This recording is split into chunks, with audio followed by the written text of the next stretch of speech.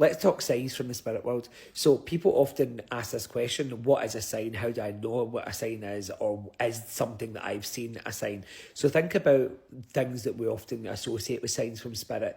Robins, feathers, butterflies, coins, pebbles, playing cards, 5 pences, things like that.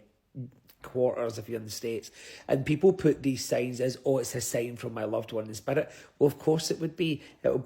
Yes, there's random things. Oh, numbers and music is another one, but of course these things happen in life, and I get that. A robin may sit outside your window, or you might find a 5p or a quarter, or you might look at the clock, and every single day 11:11 happens, or 13:13 happens every day. But I often have to remind people of thinking about what in that moment is different. What are you doing? What were you thinking about? What were you processing? How were you feeling when that sign comes in? So the spirit world, there were people at one point on the physical earth. They were in a physical body. So they obviously have heard at some point in their life this awareness of, a robin or a feather or a butterfly was a sign. So what they do when they go to spirit is they know in their intelligence and the intelligence of the spirit world at large, know that these things, that 11:11, or a robin, are something that you hold dear. So they know that you recognise that. So what do? They show you that sign at the time you need it most, when we are thinking about them, when we miss them, when we are longing,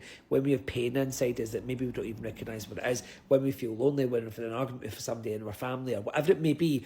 They will drop that sign in when you need it most. Now, of course, it's not like an instant gratification thing. You can't ask for a sign that happens here and then.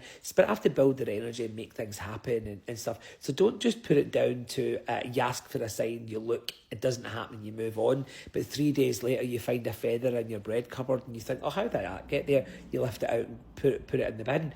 That's a gift from your Lord on showing you that they're there. So anyway, I love signs. I love the thought of signs. I love the fact that it is such an incredible thing that we can have. So what's important for you with a sign? And what I mean by that is, what kind of signs do you recognise? What have you seen? Drop it in the comments.